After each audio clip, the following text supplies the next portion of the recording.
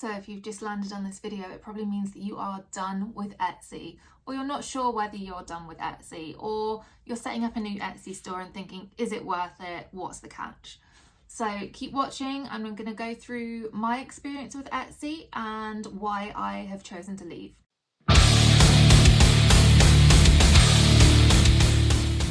So if you haven't come across my page before, I'm Jade. I'm pretty new to this YouTube thing. I've just started out, but I have over 5 years experience in selling handmade goods on Etsy and now on my own website.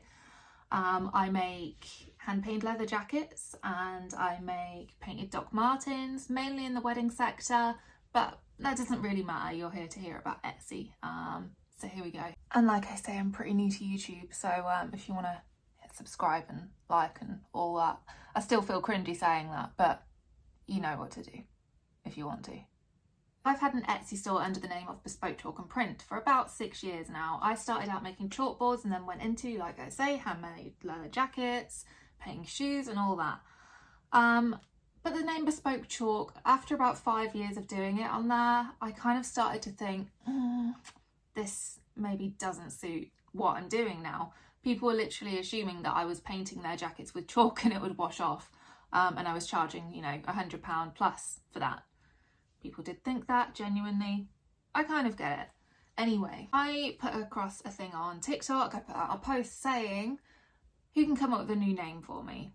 People came up with Painted Love, which I loved. I love the whole 80s vibe, the whole kind of rock vibe. It really goes with painting leather jackets, Doc Martens and things like that. So I thought, perfect.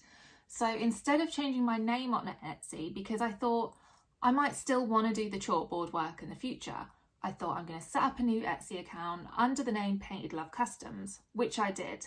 Now, bear in mind, I had my store, like I said, for over 5 years. I had thousands of sales on there, hundreds of amazing 5-star reviews, a really good, loyal customer base that I'd spent time building up. And also a thing to point out is this was my only income. This is my full-time job. I've been doing this full-time for about 4 years. So I really relied on this income. So yeah, I set up this new shop. I upload all of my jacket and shoe listings onto the new store, and immediately I started getting sales. Like, usually when you set up an Etsy store, this is something to keep in mind if you are new to Etsy and thinking about setting up a new store. It takes a good few weeks, even a few months, for some people to start generating sales. But I was lucky. I had a good customer base over on social media and they started buying from my new store straight away. Brilliant. So my shop was in really good standing. It still is in good standing, except I don't really have it anymore. It's on holiday mode, basically shut down. Anyway, I'd set up this new store. I was getting good sales, consistent sales. I was thinking, this is great. This is a new start. And I get an email from Etsy saying they are going to hold 75% of my funds for the next 90 days. For no reason. They didn't give a reason. They just said, it can happen sometimes. So if you are a small business who is thinking of setting up on Etsy, that is the first thing I'll warn you about, because they don't put it in their policies openly. They don't let you know when you set up a new store, look, we're going to hold your money for 3 months. As I said before, this is my full-time job. This is my only income. And you know, you might have seen one of my other videos where I'm talking about doing an office job. This is why. Because Etsy has still got my money, and it's just... Sorry, I think my son was getting a bit too much into his game. Anyway, they still have my money, basically.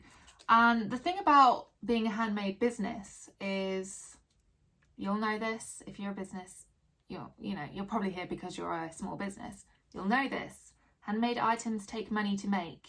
They are mostly made to order. We don't have a big stock room full of them. They're made to order, and we need the money from those sales to be able to afford the materials to create those sales. It's not an ideal situation. It wouldn't normally be like that, but we have been through 2 years of a pandemic and not getting sales. And I'm in the wedding industry, so I don't really need to say anymore. Anyway, now what Etsy say is, no, we're going to keep 75% of your sales.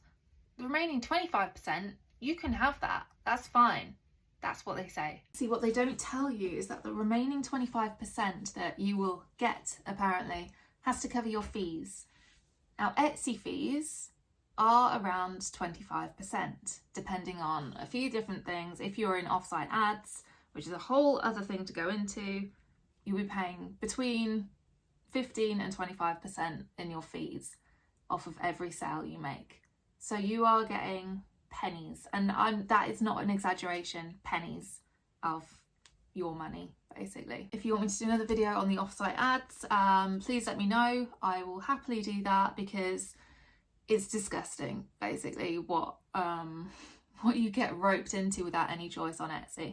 In the meantime, I was setting up this new shop, and I had some orders outstanding from my old shop, Bespoke Chalk and Print, and one of my customers raised a case. And like I said before, I have had maybe two cases in nearly 6 years of selling, and they were over basically Royal Mail, not royal mailing.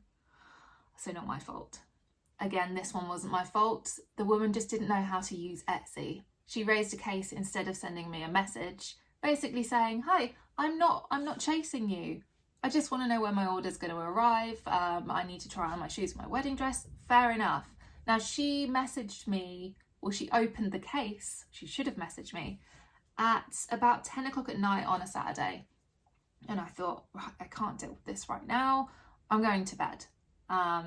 You know, it's just a misunderstanding. I'll message her and basically say that you've raised a case. You probably didn't know that that's what you were doing. Fine. Before I had the chance to do that, Etsy refunded this woman out of my money. And they literally went into my bank account and went, "Yeah, we're taking that and giving it back." The order wasn't even due out for another 2 weeks. And they would have seen that, but they refunded her. They took my money to refund her. So basically now, not only are they keeping money that I'm getting from my new sales, that they're taking money out of my bank account for my previous sales that I still have to make. And I am not the only person that this has happened to. There are hundreds of reports about this. There's probably other YouTube videos about it. There's loads of TikToks about it. Mine being one of them. We even tried to get to Watchdog, and a group of me and other Etsy sellers, we even tried to go to Watchdog and say, look, this is what's happening in Etsy. Because in the meantime, Watchdog did their own report basically slating the items and the sellers on Etsy. If you want to go and have a look at a bit of that report, go over to my TikTok. The video, I believe, is pinned. You can go and have a look at that, and it should still be on iPlayer anyway. Yeah. Now the problem is, this isn't being talked about in the media. Like I said, we went to Watchdog. A group of me and a load of other Etsy sellers went to Watchdog and said, this is what's happening. These are the problems. They are literally taking money from small businesses and not even allowing them to make their products and live. Let's face it, that, like I said, this is my full-time income, and thousands, probably hundreds of thousands of other Etsy sellers are in the same position.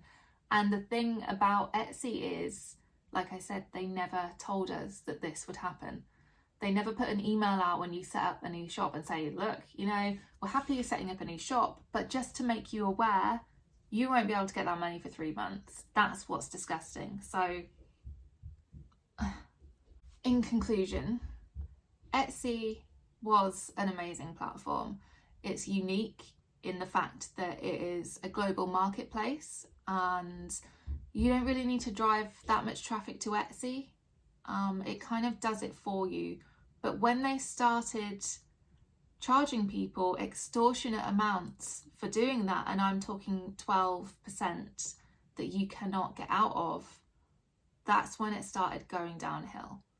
When it started allowing resellers from China to sell stuff that you could buy in Poundland for ridiculous amounts, passing it off as handmade, that's when it went downhill. When it started not caring about copyrighted items, went downhill. And the trouble is, all of these things take away customer trust in our brand. They don't take away the trust in Etsy, because Etsy doesn't care. All of these other sellers and these scam artists that are now allowed on Etsy, because Etsy is allowing it, make us look bad as small businesses. And especially Watchdog putting out a report about the sellers on Etsy scamming people. After 2 years of small businesses struggling to just put food on the table and to keep their head above water, putting out a report slating sellers is disgusting. The thing is, Etsy need to remember that our customers are not their customers. Etsy's customers are its sellers.